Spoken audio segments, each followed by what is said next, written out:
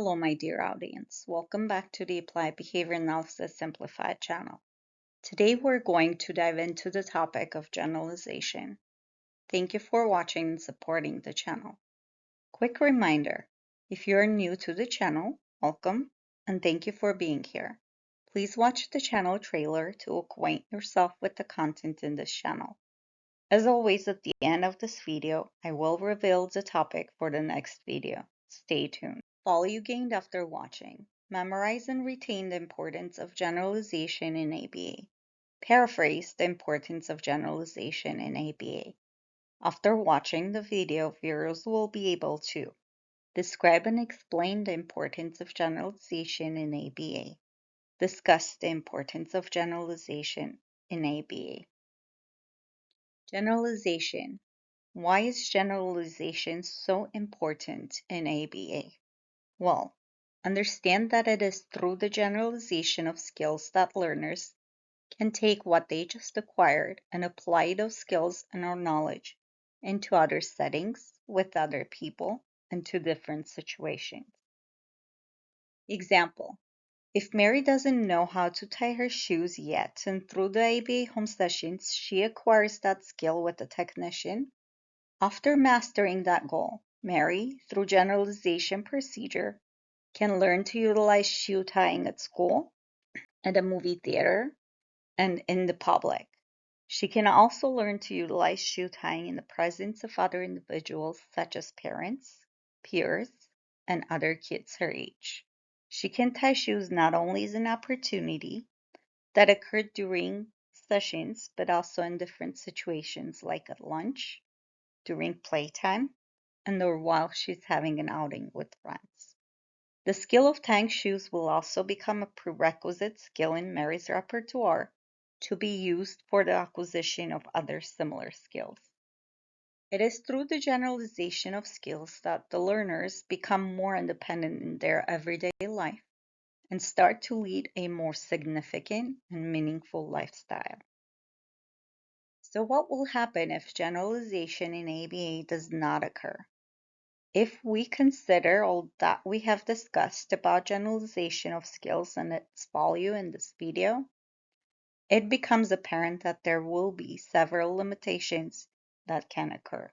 Limitations if skills do not generalize. The abilities that a learner gains have a potential staying in the same environment where the learner acquired the abilities. The learner will only be able to utilize that one skill with only the personnel the learner gained the knowledge of the skill with, and will only know to utilize the skill in that one situation where the learner gained the skill. The learner will not accumulate prerequisite skills and therefore cannot advance in their abilities and knowledge, which leads to not gaining the ability to lead a meaningful, independent, and a significant life. Example. Let us look at the example I've utilized in previous slide, Mary's example. If Mary did not have the programming of the generalization of shoe tying in her intervention plan, Mary would not have been able to utilize the shoe tying at school and nor any other public place. Mary would only utilize the skill with her technician and would not gain the ability to learn new skills that would require her to have the mobility to tie, require her to know how to tie, and the precision and cognition processing needed to tie things together. Simple examples could be compiling items, looping items, and some complex examples could be utilizing fishing, hiking, and so on. So how can generalization of skills in ABA be accomplished? Well, there are several key components that BCBAs include in their intervention plans for RBTs to utilize. Number one, program procedures in different contexts and settings. Number two, utilize different instruction when programming a procedure. Number three, utilize different response opportunities for a skill. Number four, utilize different teaching styles that promote generalization. And number five, ask for different RBTs for a client. Example, Let us explore each one individually. Number 1, program procedures in different contexts and settings. Usually, if a skill is to be taught in a home setting, unless it is an adaptive skill, requiring the learner to be in the same room, such as food making or bed making, the skill can be taught in different settings in a home, like living room or the kitchen. Number 2, utilize different instruction when programming a procedure. When utilizing discriminative training, DTT, the technician can change instruction to promote generalization, such as show me pen, then touch pen, and so on. Number 3, utilize different response opportunities for a skill. When teaching greeting others, have the learner utilize hi, then another opportunity hello, and another utilize good morning, and so on. This example is also called response generalization. Number 4, utilize different teaching styles that promote generalization. For generalization purposes, the more loose and naturalistic the teaching style is, the better for the learner. One great example is naturalistic teaching called pivotal response training, PRT, in which the learner directs the intervention. For instance, if the learner really likes driving cars, then the intervention is delivered while the technician engages in the play with the learner, creating opportunities to teach. Number 5, ask for different RBTs for a client.